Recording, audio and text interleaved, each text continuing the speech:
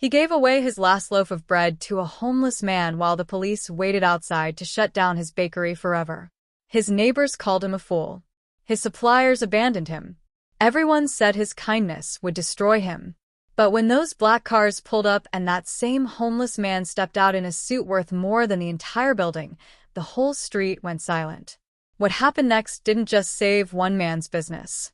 It proved something we've all forgotten. And before I tell you this story, let me ask you something.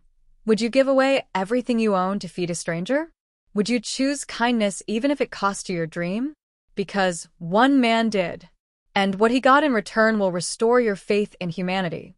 This is a true story about the day a baker lost everything and gained something far more valuable.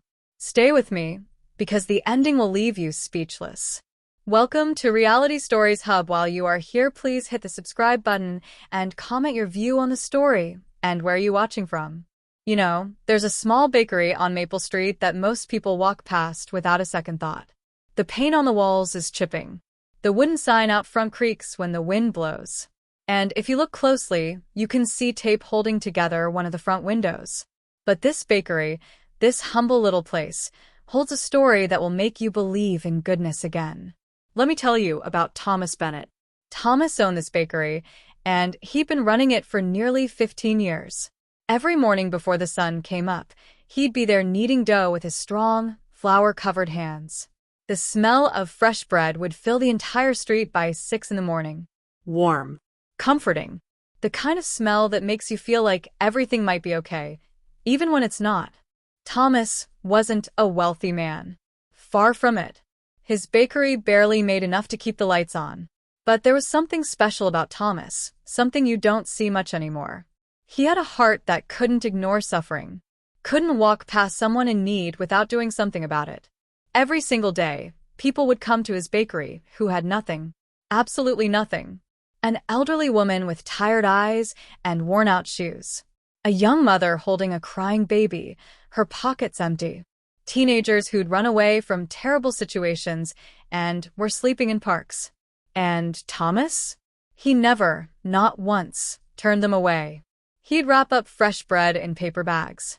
He'd pour hot tea into cups. He'd sit with them for a moment, looking them in the eyes like they mattered. Because to him, they did. Everyone deserves a warm meal, he'd say quietly, almost to himself. Everyone deserves dignity. But kindness, real kindness, often comes at a cost. And Thomas was paying it every single day. His neighbors noticed. Oh, they noticed everything. He's giving away the bakery one loaf at a time, Mrs. Peterson would say, shaking her head as she walked by. That man is too soft for business, Mr. Chin would mutter to anyone who'd listen. He'll be bankrupt before the year is out. And you know what? They weren't wrong. Thomas was drowning. Bills piled up on his small desk in the back room. Letters with red stamps. Final notices. Phone calls he stopped answering because he knew what they'd say. The rent was 3 months overdue. His suppliers were cutting him off one by one. Sorry, Thomas, but we need payment first, they'd tell him, their voices apologetic but firm. Still, Thomas kept baking, kept opening his doors, kept feeding anyone who walked through them with empty stomachs and heavy hearts. One evening, as rain drummed against the windows and the sky turned dark purple, Thomas stood alone in his bakery. He'd just finished cleaning up. His back ached. His hands were raw from the day's work. And on the counter in front of him sat an envelope he'd been avoiding for 3 days. He finally opened it. His hands shook slightly as he unfolded the paper inside. The words were cold and official. Notice of eviction. Failure to pay rent. You have 1 week to vacate the premises. 1 week. 7 days. That was all he had left. Thomas sank into a chair, the paper still in his hands. For a moment, just a moment, he wondered if everyone was right. Maybe he was foolish. Maybe kindness was a luxury he couldn't afford. Maybe he should have thought about himself first, protected what was his, turned people away when he needed to. But then he looked around his little bakery. He thought about the faces he'd seen. The gratitude in people's eyes when they realized someone saw them, really saw them. The way that elderly woman smiled when he gave her bread last Tuesday. The relief on that young mother's face when he handed her enough food to feed her children. And he knew, even if it cost him everything, he wouldn't change who he was. The rain kept falling. Thomas sat in the dim light of his bakery, surrounded by the smell of flour and sugar. He didn't know it yet, but his world was about to change in ways he could never imagine. Because sometimes, when you give everything away, the universe finds a way to give back. That night, as he locked up and walked through the rain to his small apartment above the bakery, Thomas whispered a prayer into the darkness. Not for money, not for a miracle, just for the strength to keep going, to keep being the person his mother had raised him to be. And somewhere in that same city, in an expensive hotel room overlooking the glittering lights below, a man in a business suit sat thinking. He'd spent the last 2 weeks watching Thomas, studying him, testing him, and what he'd seen had stirred something in his chest he thought he'd lost years ago. Something was about to happen. Something that would teach an entire neighborhood what it really means to be human. 3 days after Thomas received that eviction notice, someone new walked into the bakery. It was late afternoon, that quiet time when most people had already bought their bread and gone home. The bell above the door chimed softly. Thomas looked up from where he was wiping down tables. A man stood in the doorway, and honestly, he looked rough. Really rough. His clothes were dirty and torn in places. His hair was messy, sticking up in all directions. His face was covered with an uneven beard, and his eyes looked hollow, like he hadn't slept properly in weeks. He wore an old jacket that had seen better days, maybe a decade ago. The man didn't say anything. He just stood there, swaying slightly, as if standing itself took effort. Thomas put down his cloth immediately. "Come in, friend," he said gently. "Come in and sit down." The man shuffled to the nearest table and practically collapsed into the chair. Up close, Thomas could see his hands were shaking. Not just a little. A lot. The kind of shaking that comes from being cold for too long, from being hungry for too long, from being alone for too long. "When did you last eat?" Thomas asked softly. The man's voice came out rough and quiet. 2 days. Maybe 3. I'm not sure anymore. Thomas's heart clenched. He didn't hesitate. He went straight to the back and brought out fresh bread, still warm. A bowl of thick vegetable soup he'd made that morning. A cup of hot coffee with cream and sugar. He set it all down in front of the stranger and said, "Eat. Take your time. There's no rush." The man stared at the food like he couldn't believe it was real. His hands trembled as he picked up the spoon. He ate slowly at first, then faster, like his body suddenly remembered what hunger felt like and was desperate to make it stop. Thomas didn't hover. He went back to his work, giving the man privacy and dignity. But he kept an eye on him, the way you watch over someone you're worried about.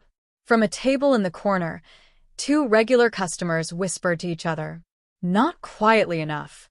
"There he goes again," one said, loud enough for Thomas to hear. "Feeding every person who wanders in off the street. It's like he wants to go bankrupt," the other replied, shaking her head. "My cousin says the landlord's about to kick him out. And here he is, still giving away free meals." Some people never learn. Thomas felt their words like small cuts. Not deep enough to stop him, but enough to sting. He knew what people said about him. He'd heard it all. Fool. Too soft. Bad businessman. Bleeding heart. Naive. Maybe they were right. Maybe he was all those things. But when he looked at the man eating soup at that table, hands still shaking but eyes slightly brighter, Thomas knew he couldn't change. Wouldn't change. The stranger came back the next day. And the day after that. Each time, Thomas fed him without question. Fresh bread. Hot soup. Coffee. Sometimes a pastry if he had extra. The man never said much. Just "thank you," in that rough, quiet voice. But his eyes, those hollow eyes, they watched Thomas constantly. Not in a creepy way. More like he was studying something. Trying to understand something.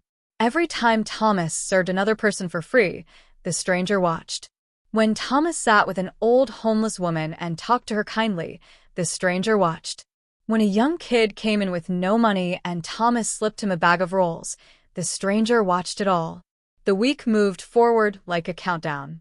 Thomas tried not to think about the eviction notice, tried not to calculate how many days he had left. Instead, he focused on what he could control. The dough rising in the warmth, the bread baking until it was golden perfect, the faces of people who needed kindness. On Thursday morning, his last supplier called. "Thomas, I'm sorry, but I can't deliver any more flour or sugar until you pay what you owe. It's nothing personal. It's just business." Thomas thanked him politely and hung up. He looked at his nearly empty shelves and realized he had enough ingredients for maybe 2 more days of baking. After that, even if by some miracle he could stay, he'd have nothing to bake with. That evening, the stranger came in again. Thomas was exhausted, the kind of tired that lives in your bones. But he still smiled, still served fresh bread and soup, still sat down for a moment at the table. "You're a good man," the stranger said suddenly.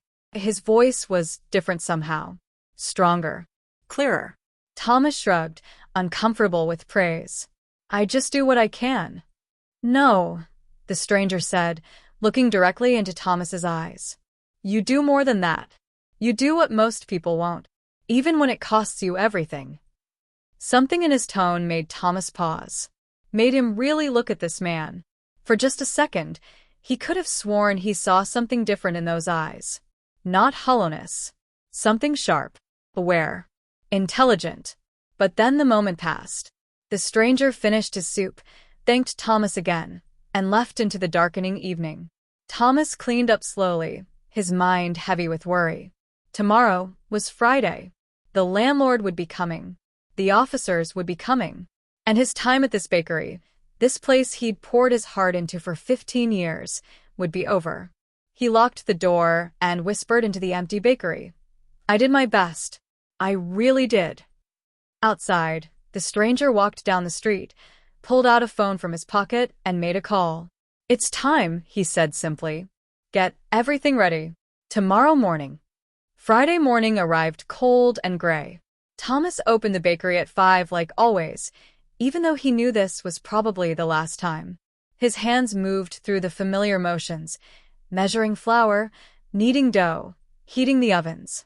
The routine comforted him even as his heart broke. By 8 o'clock, the bread was ready. The smell filled the street like every other morning. A few early customers came in, people who'd been buying from Thomas for years. They were quieter than usual. Word had spread fast in this neighborhood. Everyone knew what was happening today. Mrs. Patterson came in and hugged Thomas without saying a word. Old Mr. Rodriguez bought 2 loaves and left a $20 bill, refusing change. "For everything you've done," he said, his eyes wet. Thomas felt his throat tighten. He tried to stay strong, but the kindness was breaking through his defenses. At 9:30, a black car pulled up outside. Thomas watched through the window as a man in an expensive suit stepped out, carrying a briefcase. The landlord, right on time. Behind him came 2 police officers. They weren't there to arrest anyone. They were there to make sure Thomas left peacefully, to oversee the eviction. It was standard procedure, but seeing those uniforms made everything feel sickeningly real. The bell above the door chimed. It sounded different this time. Final. "Mr. Bennett," the landlord said, not unkindly. He was just doing his job. "I'm sorry it's come to this. But you've been given multiple notices. We need to proceed with the eviction." Thomas nodded. His voice came out steady, though his hands gripped the counter tightly. "I understand. I just need a few minutes to gather my things." The officers positioned themselves by the door. The landlord opened his briefcase and pulled out papers. Legal documents. Transfer of property. Everything official and cold and final. The few customers in the bakery sat frozen, watching. Some looked sad. Some looked uncomfortable. One woman in the corner was crying quietly. And that's when the stranger walked in. Same torn clothes. Same messy hair. Same hollow look. He shuffled through the door past the police officers, past the landlord, straight to the counter where Thomas stood. "Do you have any bread left?" the stranger asked quietly. The landlord looked annoyed. "Sir, we're in the middle of something here. The bakery is closed." But Thomas shook his head. "No, not yet. I'm still open." He looked at the stranger and felt something crack open in his chest. This man, whoever he was, had been one of the few bright spots in this terrible week. "I've got one loaf left. It's yours." He wrapped the bread carefully, his hands shaking now. He poured the last of the coffee. He did it all while the landlord sighed impatiently and the officers shifted their weight, waiting. Thomas handed the bread to the stranger. "I hope wherever you go next, someone takes care of you like I tried to." The stranger took the bread. Their eyes met. And then he said something that made the whole room go quiet. "You pass." Thomas blinked. "What?" The stranger straightened up. Slowly. And suddenly, he didn't look weak anymore. Didn't look hollow. He stood tall, shoulders back, and his eyes, those eyes Thomas thought were empty, they were sharp and clear and intelligent. "You passed the test, Thomas Bennett."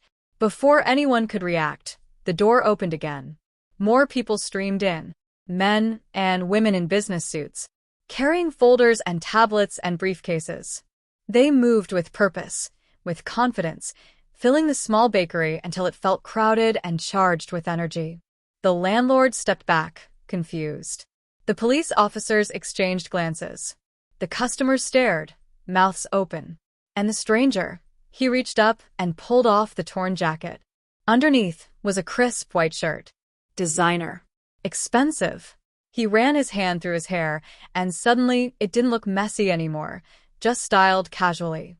The beard was fake, and he peeled it off carefully, revealing a clean-shaven face that some of the customers gasped at in recognition. "Do you know who that is?" someone whispered loudly. That's Jonathan Wright, the tech billionaire. He's on magazine covers. He's worth billions." Thomas felt like the floor was tilting. His brain couldn't process what his eyes were seeing. The homeless man he'd been feeding all week was what? How? Jonathan Wright smiled, and it transformed his whole face.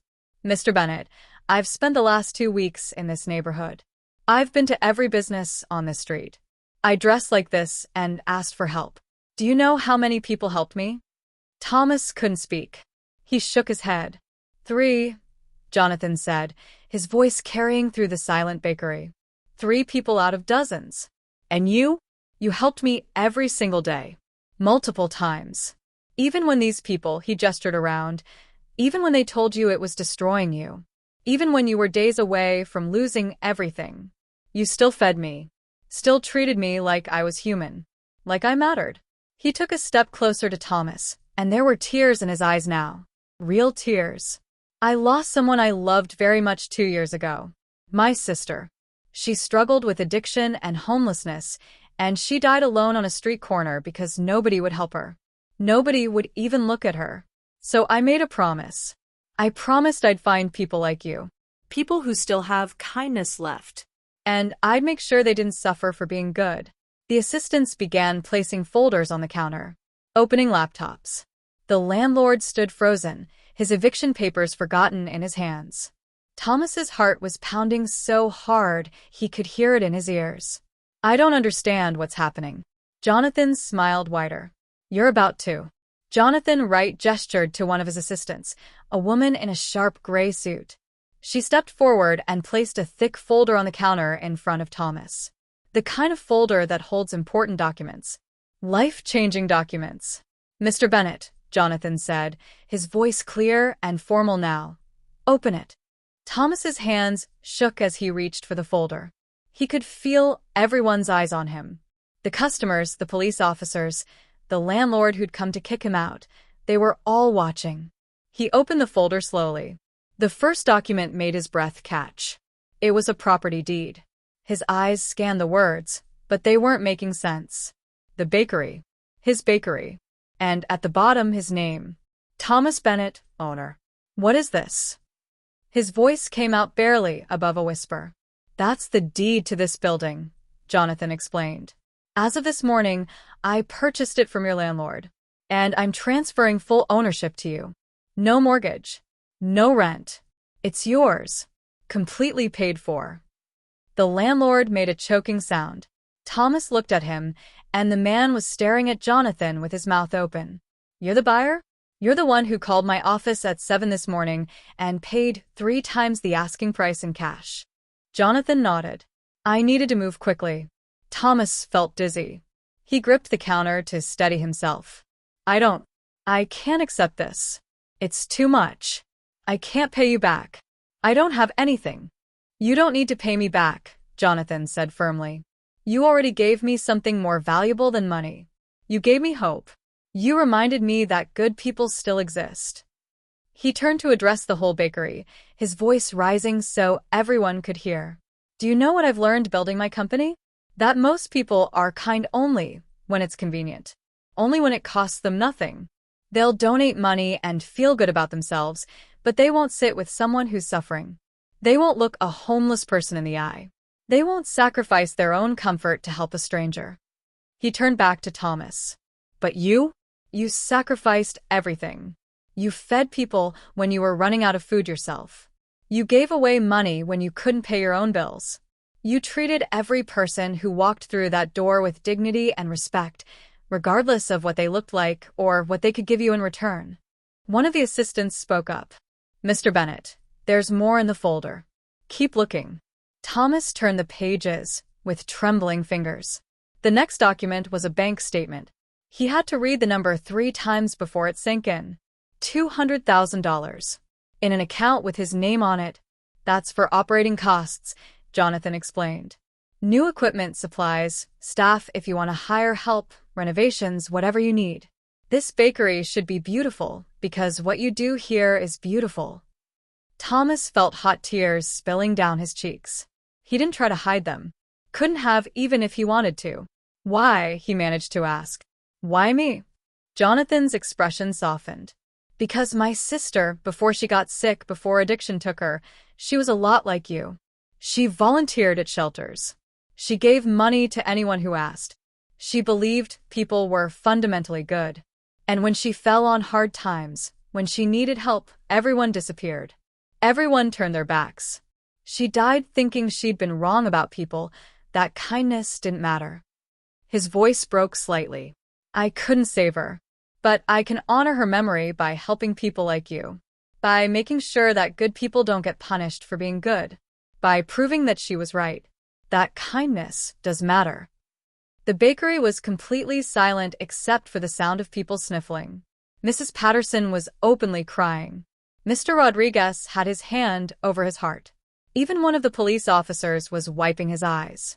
Thomas walked around the counter. He stood in front of Jonathan Wright, this billionaire who dressed as a homeless man to test the heart of a struggling baker. And he did something that surprised everyone. He hugged him. Just wrapped his arms around this man and held on tight. And Jonathan hugged him back, 2 men who'd both lost something precious, both searching for proof that goodness still existed in the world. Thank you, Thomas whispered. Thank you for seeing me. For seeing what I was trying to do. When they pulled apart, Jonathan smiled. There's one more thing. He gestured to another assistant, who brought forward a different folder. I want to partner with you. I want to help you expand this bakery into something bigger. A chain of bakeries across the city, all operating on the same principle. No one gets turned away. Everyone gets fed. We'll make it sustainable. We'll make it work. But we'll never lose sight of why we're doing it. He opened the folder to show architectural drawings. Beautiful designs for new locations. Business plans. Financial projections. You'd maintain creative control. It's your vision. Your heart. I'd just provide the resources to make it bigger.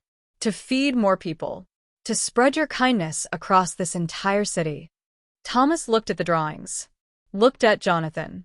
Looked around his little bakery at all the faces staring back at him with wonder and joy and disbelief.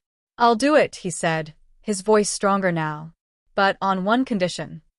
Name it. We name the chain after your sister. So everyone who eats our bread knows her story. Knows that kindness matters. That every person deserves dignity. Jonathan's eyes filled with tears again. He nodded, unable to speak for a moment. When he finally found his voice, it was thick with emotion. She would have loved you. Outside, the gray morning had given way to sunshine breaking through the clouds. And inside the little bakery on Maple Street, something new was being born. Not just a business, a movement, a reminder, a testament to the power of simple human kindness. The news spread through the neighborhood like wildfire.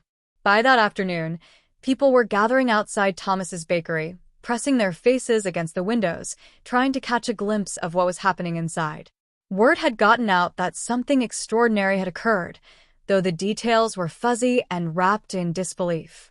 Inside, Thomas sat at one of his small tables, still trying to process everything. Jonathan and his team had left an hour ago, giving him space to breathe, to think, to let it all sink in. But they'd promised to return Monday morning to start planning the expansion. The customers who'd witnessed everything had stayed. They couldn't seem to leave. They sat in the booths and at the tables, talking in excited whispers, occasionally looking at Thomas like he was someone different now. But he wasn't different. He was still the same man who'd opened this bakery 15 years ago with dreams of serving good bread to his community. Mrs. Patterson approached his table slowly. "Thomas," she said softly, "I need to say something." He looked up at her, this woman who'd been buying bread from him for over a decade. "I'm ashamed," she continued, her voice shaking. "I said terrible things about you. I called you foolish. I told people you were throwing your life away. And I was wrong. So completely wrong." Thomas reached out and took her hand. "You weren't wrong to worry. I was in trouble. Real trouble. But you never stopped being kind," she said, tears rolling down her weathered cheeks. "Even when you knew what people were saying, even when you knew it was costing you everything, you just kept feeding people, kept treating everyone with respect. That's not foolishness. That's courage. That's being a better human being than most of us could ever hope to be." One by one, others came forward. Mr. Rodriguez, who'd muttered about Thomas behind his back. The young couple who'd shaken their heads at his generosity. The teenager who'd laughed at him for being soft. They all apologized. All admitted they'd judged him wrongly. And Thomas, in his gentle way, forgave them all. Because that's who he was. That's who he'd always been. As evening approached, Thomas finally found Times are himself tough, alone but in the bakery. we'll get through. He I walked hope so. It's slowly just through the hard. space, Trust me, running son. his hands along the counter he'd wiped down thousands of times. He touched the old oven that had baked countless loaves. He sat in the booth where the stranger, where Jonathan, had sat just that morning eating soup. It felt surreal, like a dream he might wake up from at any moment. But the folder on the counter was real. The papers with his name on them were real. The bank account was real. His phone rang. He answered to hear Jonathan's voice, warm and genuine. "Thomas, I forgot to mention something. Starting Monday, I'm setting up a foundation. It's going to seek out people like you. Business owners, volunteers, ordinary people doing extraordinary good. And we're going to support them. My sister's name will be on that foundation, and so will yours. As a founding board member, if you'll accept." Thomas felt his eyes well up again. How many times could a person cry in one day? "I'd be honored." "Good. Get some rest this weekend. Your life is about to get very busy. Very beautiful, but very busy." After they hung up, Thomas locked the door and turned off most of the lights. He stood in the dimness, in the quiet, and felt something he hadn't felt in a very long time. Peace. Not just relief that he wasn't losing his bakery, though that was part of it, but deeper peace. The peace that comes from knowing that your values, your choices, your heart, they all meant something. They all mattered. He thought about all the people he'd fed over the years. The elderly woman who'd cried over a simple roll. The young mother who'd been able to feed her children because Thomas gave her bread. The teenagers who'd found a safe place, even if just for an hour. The countless faces, countless stories, countless moments of shared humanity. None of it had been wasted. None of it had been foolish. It had all led to this moment, to being seen, to being valued, to being told that kindness, real selfless kindness, was the most powerful force in the world. Monday morning came bright and early. Thomas arrived at the bakery to find Jonathan already there, along with his team. They had coffee and pastries from a fancy downtown shop, but Jonathan insisted they eat Thomas's bread instead. "This is the real thing," he said, biting into a fresh roll. "This is what we're building everything around." They spend the day planning, looking at properties for new locations, discussing hiring practices. Jonathan was adamant that every bakery would operate on the same principle: feed anyone who's hungry, regardless of ability to pay. They'd build the business model around it, make it sustainable through other revenue streams, but that core value would never change. "We're not just selling bread," Jonathan explained to his team. "We're selling hope. We're proving that a business can be successful and compassionate. That profit and kindness aren't enemies. That's the real revolution here." Over the next few months, the transformation began. Thomas's little bakery got renovated, carefully, lovingly, keeping its heart while making it shine. New equipment arrived. Thomas hired staff, people from the neighborhood, who needed jobs, who needed a chance. The first new location opened 6 months later across town. Then another. Then another. Each one bore the name of Jonathan's sister, and inside each one was a plaque telling the story. The story of a man who gave everything to help others. The story of a test passed. The story of kindness rewarded. But Thomas never forgot where he came from. Every single morning, he still woke up early. Still came to the original bakery on Maple Street. Still baked bread with his own hands. And every single day, people who had nothing could walk through his door and be fed, be seen, be treated like they mattered. Because they did matter. Every single one of them. And that truth, that simple, powerful truth, changed more than just Thomas's life. It changed everyone who walked through his doors. It changed his neighborhood. It rippled outward like a stone thrown into still water, reaching further than anyone could have imagined. Years later, when reporters asked Thomas about that day when everything changed, he always said the same thing. "I didn't do anything special. I just treated people the way I'd want to be treated, the way everyone deserves to be treated. The miracle wasn't what I received. The miracle was remembering we're all human. We all need help sometimes. And when we help each other, when we really see each other, that's when the real magic happens." The bakery on Maple Street still stands today. The sign out front no longer creaks. The windows are whole. But the heart, the soul, the purpose, that remained exactly the same. Because some things should never change. And kindness, real selfless love your neighbor kindness, that's one of them. That's the end of the story. But maybe, just maybe, it's the beginning of yours. Because we all have chances every single day to be like Thomas. To see people who are struggling. To offer help when it costs us something. To choose kindness even when it's hard. What will you choose? The world is watching. And more importantly, people who need you are waiting. Be the person who passes the test. Be the person who changes someone's life. Be the Thomas in someone's story. Because at the end of the day, that's what matters most. Not what you earned. Not what you owned. But who you helped. Who you saw. Who you loved.